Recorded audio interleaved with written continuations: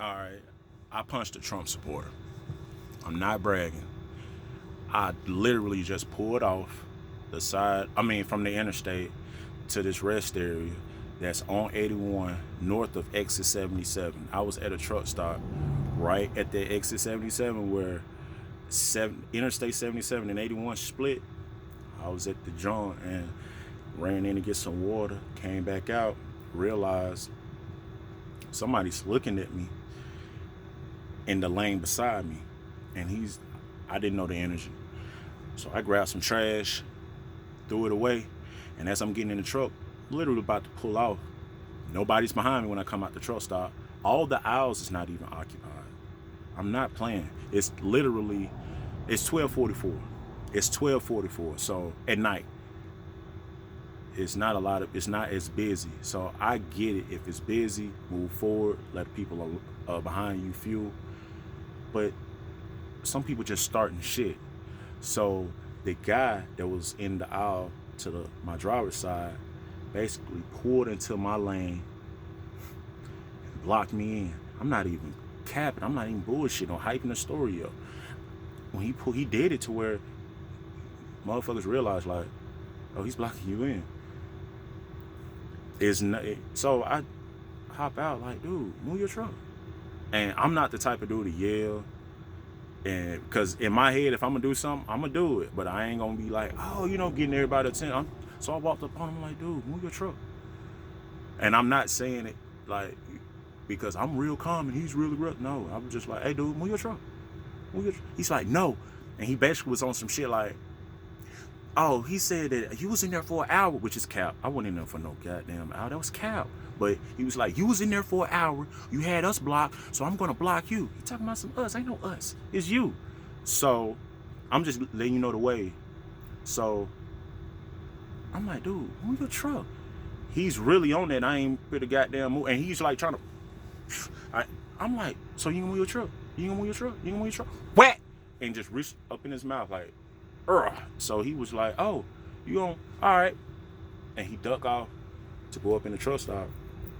And I hear him yelling, call the police. So I'm like, God damn, he got me blocked in. He talking about call the police. I'm going to the truck stop like, I'm walking, the door right there. I park, the door is right there. So I walk up in the truck stop and right before I walk in the truck stop, it's this black guy sitting on the bricks who's like eating and he's looking up and he's like, hey, man, just get up in your truck and leave. So I'm like, I can't even leave. He got me blocked in. And I open the door and he's like, yeah, we're not going anywhere. The police is on their way. He up there, you know. So now the crowd, he's like, he punched me. He punched me. And I'm like, dude, ain't nobody touch you. Hey, I ain't finna admit to shit in front of all these white folks. I'm in Virginia, in the mountains, with these hillbillies. I'm like, ain't nobody punch you. Why won't you move your truck, though? You're not telling everybody why you moving your truck. Why you not moving your truck. You misleading the people. Tell everybody why you got their attention. Why you have me blocked in. Now everybody's like, I can tell. The crowd is like, curious. Like, why do you have this guy blocked in? So he's like, it doesn't matter. And woo. And as we talking or whatever, as he's whatever, I realize his hat's red. He got some white letters on it and not backed up like, oh, you a Trump supporter. That's why you starting this shit with me. Bro, I lost the crowd just like that. I can feel like them hillbillies like we don't know nothing about that. And that's just me not knowing where I was. I ain't know where I was for real. But yeah, I lost the crowd when I brought up Trump. When I saw the hat, and I'm like, that's you starting shit with me because you were Trump. The crowd was like, yeah, what he's doing is wrong, but we don't know nothing about all that Trump shit. But that's wrong. So 12 came, separate us, get stories.